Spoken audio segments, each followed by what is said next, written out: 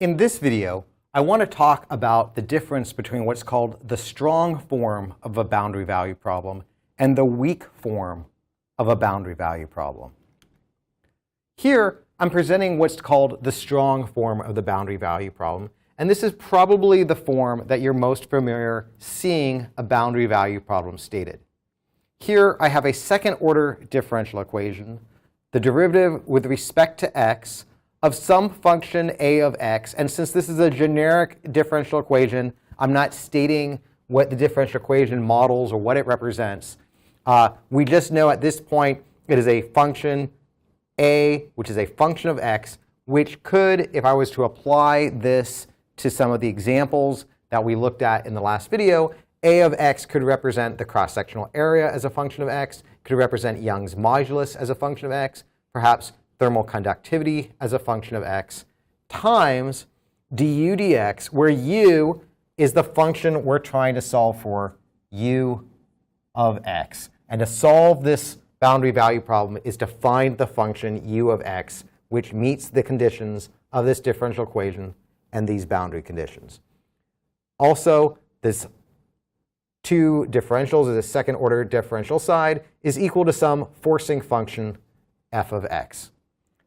Since the boundary value problem, it means I know what's going on at the boundaries of my domain. My domain is of length L, starting at x equals 0 and ending at the point x equals L. At x equals 0, I know that my function I'm looking for has the value of 0.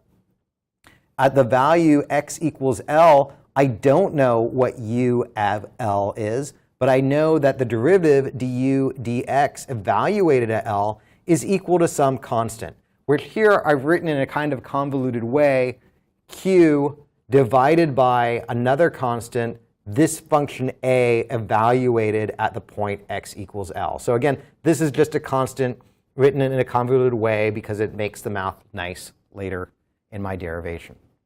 This is the strong form. If I can find this u of x in the strong form, it means I could also find this u of x, the same u of x, in the weak form. In the weak form, I'm still trying to solve for the same u of x, but now I'm trying to find u of x such that this condition is true. I'm stating that if this condition is true, then this differential equation with its boundary conditions is also true. This is called the weak form or the variational form. Now, the value u, however I defined u over here, whether it be displacement or temperature or so forth, it's the same u here. Likewise, whatever meaning I assign to a as a function of x, it's the same a of x here. Whatever this forcing function is, it's the same forcing function here. This constant value q here is the same value of q here. All right? So the only new symbol is this symbol, this function v of x. What is that v of x? Well, this v of x is any function I want it to be as long as it's a continuous function, meaning it has some continuous value along the length of my domain, and it has a value that of 0 for this particular problem, 0 at x equals 0. Now, I also need to know what the function is. It can be any function I want, but I'm also going to need to know the value of this virtual function at x equals L. Okay? So it can be any function I want. I'll define it later based on my needs. So how do I get from this form to this form? Well, we're going to follow a few simple steps, and I'll go through this in detail in just a minute. In the meantime, let me show you what steps we're going to follow. So we're going to start by multiplying both sides of my original differential equation by this virtual function v of x, which again can be any function I want it to be, as long as it's continuous and is equal to 0 at x equals 0. I'm then going to integrate both sides of the resulting differential equation, integrating from along the length of my domain from 0 to x equals L. And that's allowed as long as I'm integrating both sides of my differential equation. I'm then going to get something on the left-hand side of that differential equation, which I will be able to utilize integration by parts. And here I've written the formula to remind you what the formula for integration of parts is, but instead of using U and V, which is traditional letters to use when generically stating the formula for integration by parts, I've substituted capital A and capital B since we already have U's and V's floating around our example problem. Once I've done this, I can apply my knowledge of the boundary conditions, both the boundary conditions of the virtual function V and the boundary conditions I'm given in my problem statement in my strong form, and then I'll simplify and end up with the weak form. All right, so let's go through that so you can see how it works. Here's my steps, again, listed here. I still have my differential equation stated here, and here is the weak form that I'm trying to get to. So the first thing I need to do is multiply both sides of my differential equation by this virtual function v of x. At this point, I don't need to know what v of x is. It's just some function that has the properties that I've previously stated, and I've multiplied both sides of my original differential equation by this v of x. I'm now going to integrate both sides of my differential equation. So I'm going from here to here. All I've done is I've integrated both sides from 0 to L. Again, mathematically perfectly allowed as long as I'm integrating both sides by the same limits of integration and both by the same variable of integration, in this case, x. My next step is to apply integration of parts to this term in my resulting differential equation.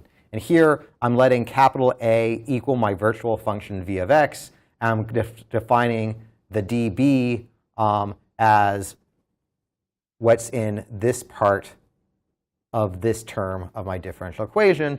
I go through the steps of integration by parts, and I will find this as a result. Now, notice in doing integration by parts, I have to evaluate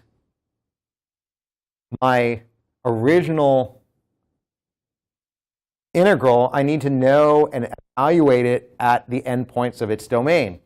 And conveniently, I know the endpoint, the value of du dx at L, and I know that at x equals 0, v of x is equal to 0. So when I apply my knowledge of the boundary conditions, I can take this term that I get out of my integral when I do integration by parts, and I can evaluate it that at x equals L, I will get q v, this virtual function evaluated at L. Remember I said I needed to know that.